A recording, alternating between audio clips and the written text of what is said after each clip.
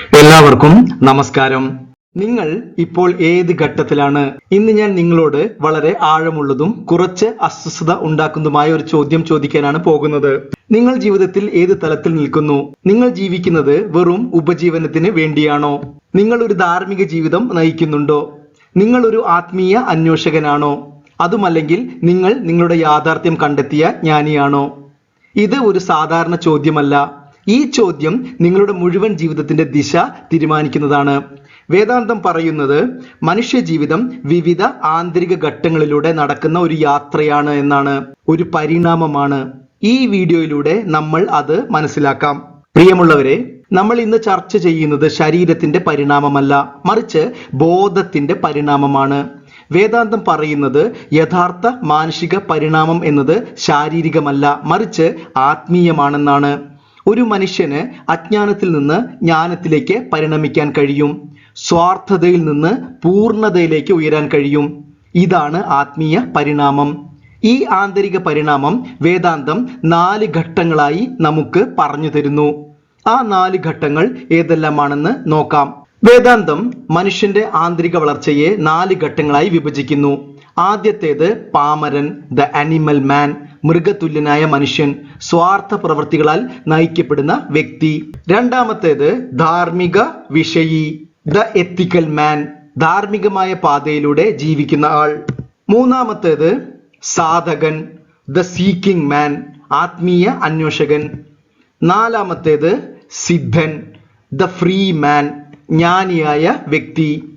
ഇത് 4 വ്യത്യസ്ത ആളുകളല്ല, മറിച്ച് ഒരു വ്യക്തിയുടെ 4 വളർച്ചാ ഘട്ടങ്ങളാണ്. ഇനി നമുക്ക് ഓരോന്നിനെ കുറിച്ചും വിശദമായി മനസ്സിലാക്കാം. ആദ്യത്തേത് പാമരൻ, സ്വാർത്ഥതയാൽ നയിക്കപ്പെടുന്ന വ്യക്തി. ഈ ഘട്ടത്തിലുള്ള മനുഷ്യൻ ജീവിക്കുന്നത് സ്വന്തം ലാഭത്തിന് വേണ്ടി മാത്രമാണ്. ഒരു പാമരന്റെ അവസ്ഥയിലുള്ള മനുഷ്യൻ പ്രധാന ലക്ഷ്യങ്ങൾ സുഖം, പണം, അധികാരം, ആധിപത്യം. അവർ ഒരിക്കലും മറ്റുള്ളവരുടെ ജീവിതത്തെയോ ദുഃഖങ്ങളെയോ പരിഗണിക്കാറില്ല. ക്രൂരന്മാരും ചൂഷകരും ഈ വിഭാഗത്തിൽ പെടുന്നു. സകല ക്രിമിനൽ മൈൻഡ് ഉള്ള ആളുകൾ, മാഫിയ, കള്ളക്കടത്തുകാർ, ഭീകരവാദികൾ ഈ വിഭാഗത്തിൽ വരുന്നവരാണ്. ഇവരുടെ ജീവിതം തികച്ചും അധാർമികമായിരിക്കും. മനഃപൂർവ്വം മറ്റുള്ളവരെ ദ്രോഹിക്കുന്നു.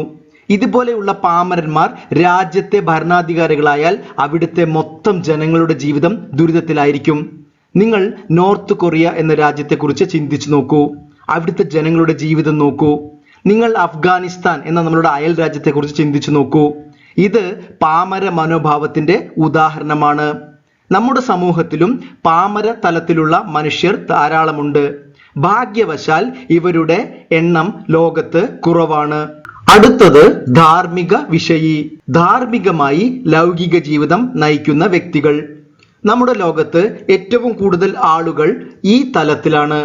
അവർ സത്യസന്ധമായി സമ്പാദിക്കുന്നു, അവർ കുടുംബത്തെ സംരക്ഷിക്കുന്നു, ഈ സമൂഹത്തിന് സംഭാവന ചെയ്യുന്നു, അവർ ധർമ്മം പാലിക്കുന്നു, മറ്റുള്ളവരുടെ ജീവിതവും സാഹചര്യങ്ങളും മനസ്സിലാക്കി സഹകരിച്ച് ജീവിക്കുന്നു.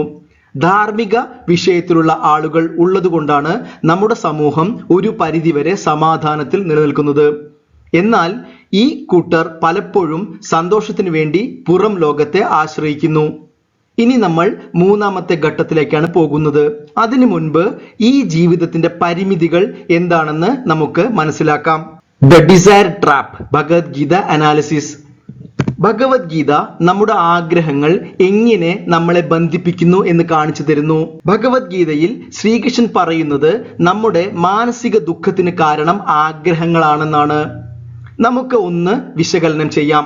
ആദ്യം ഒരു ആഗ്രഹം നിങ്ങളുടെ മനസ്സിൽ ഉണ്ടാകുന്നു. പിന്നീട് അത് നിറവേറ്റാൻ വേണ്ടി നിങ്ങൾ കഠിന പ്രയത്നം ചെയ്യുന്നു. ഇപ്പോൾ 2 കാര്യങ്ങളാണ് സംഭവിക്കാൻ പോകുന്നത്. ആദ്യത്തേത്, നിങ്ങളുടെ പ്രയത്നത്തിന്റെ ഫലമായി നിങ്ങളുടെ ആഗ്രഹം നിറവേറുന്നു. പക്ഷെ ആഗ്രഹം നിറവേറിയാലും മനസ്സ് സ്ഥിരമായി സംതൃപ്തമാകുന്നില്ല. അത് കൂടുതൽ ആഗ്രഹങ്ങൾ സൃഷ്ടിക്കുന്നു. കൂടുതൽ ആഗ്രഹങ്ങൾ സ്വാഭാവികമായും നിങ്ങളെ അസംതൃപ്തിയിലേക്ക് നയിക്കുന്നു. നിങ്ങൾ ചിന്തിച്ചു നോക്കൂ. ഒരു ഉദാഹരണം നമുക്ക് നോക്കാം. നിങ്ങൾക്ക് ഒരു ഫോൺ വേണം എന്ന് ആഗ്രഹമുണ്ടാകുന്നു. നിങ്ങൾ പ്രയത്നത്തിലൂടെ കുറച്ച് പണം സമ്പാദിച്ച് അത് വാങ്ങുന്നു. കുറച്ച് ദിവസം നിങ്ങൾ സന്തോഷത്തിലാണ്. എന്നാൽ ആ ഫോണിന്റെ വേറൊരു ലേറ്റസ്റ്റ് മോഡൽ ഇറങ്ങുന്നു. അപ്പോൾ നിങ്ങളുടെ കയ്യിലുള്ള പഴയ മോഡൽ നിങ്ങൾക്ക് അസംതൃപ്തി തരുന്നു. കാരണം മനസ്സിൽ പുതിയ ഫോണിന്റെ ആഗ്രഹം വന്നിട്ടുണ്ടാകും.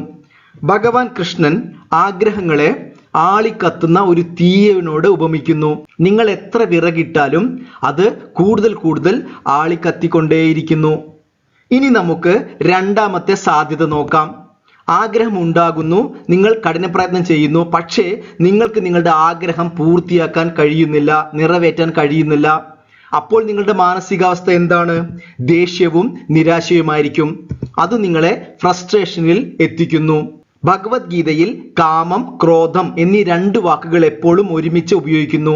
നമ്മുടെ എല്ലാ ആഗ്രഹങ്ങളും നമുക്ക് നേടാൻ കഴിയില്ല. സ്വാഭാവികമായും പൂർത്തിയാകാത്ത ആഗ്രഹങ്ങൾ നമ്മളെ ക്രോധത്തിലേക്ക് നയിക്കുന്നു. പ്രിയമുള്ളവരെ, നിങ്ങൾ ഇവിടെ ചിന്തിക്കൂ. നിങ്ങളുടെ ആഗ്രഹം നിറവേറിയാലും ഇല്ലെങ്കിലും മനസ്സ് അസ്വസ്ഥമാകുന്നു. ഇതാണ് ദ ഡിസയർ ട്രാപ്പ്. ഒരുപക്ഷെ നിങ്ങൾ ചോദിക്കും, അപ്പോൾ ആഗ്രഹങ്ങളൊന്നും വേണ്ട എന്നാണോ? അല്ലെങ്കിൽ ആഗ്രഹങ്ങളില്ലാതെ മനുഷ്യന് ജീവിക്കാൻ സാധിക്കുമോ?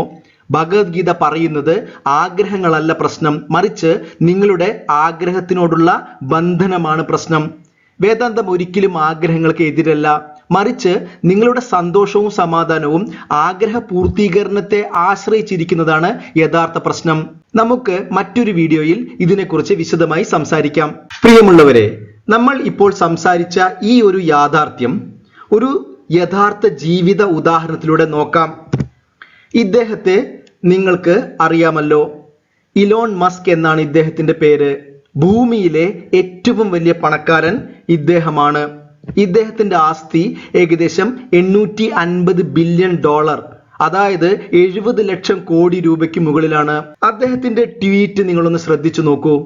അദ്ദേഹം പറഞ്ഞത്, മണി കാൺട്ട് ബൈ ഹാപ്പിനെസ്, പണത്തിന് ഒരിക്കലും സന്തോഷം ഉണ്ടാക്കാൻ പറ്റില്ല എന്ന് പറഞ്ഞവർ അവർ പറയുന്നത് ശരിയാണ് എന്നാണ്. ആദ്യം നമുക്ക് ഇദ്ദേഹത്തിന്റെ ആത്മാർത്ഥതയെ അഭിനന്ദിക്കാം. അദ്ദേഹം വളരെ ശക്തമായ ഒരു കാര്യമാണ് പറഞ്ഞിട്ടുള്ളത്. കാരണം കോടിക്കണക്കിന് ആളുകൾ സ്വപ്നം കാണുന്ന എല്ലാം തികഞ്ഞ ഒരു ജീവിതമാണ് ഇലോൺ മസ്കിനുള്ളത്. അദ്ദേഹത്തിന് ആഡംബരങ്ങളുണ്ട്, പണമുണ്ട്, ലോകത്താകമാനം ബിസിനസ്സുകളുണ്ട്.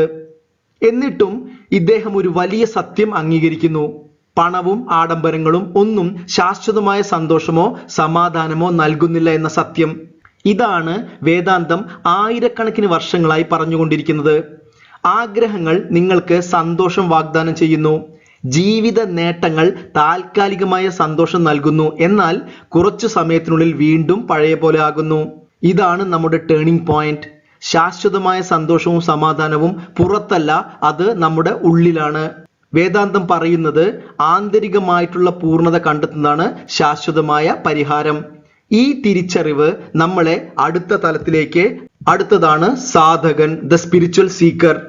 സാധകൻ സത്യം അന്വേഷിക്കുന്ന ആളാണ്. അവർ ലൗകിക ജീവിതത്തിന്റെ പരിമിതികൾ മനസ്സിലാക്കുന്നു. അവർ ഉള്ളിലേക്ക് ശ്രദ്ധ തിരിക്കുന്നു. അവർ മോക്ഷത്തെ ജീവിത ലക്ഷ്യമാക്കി കാണുന്നു.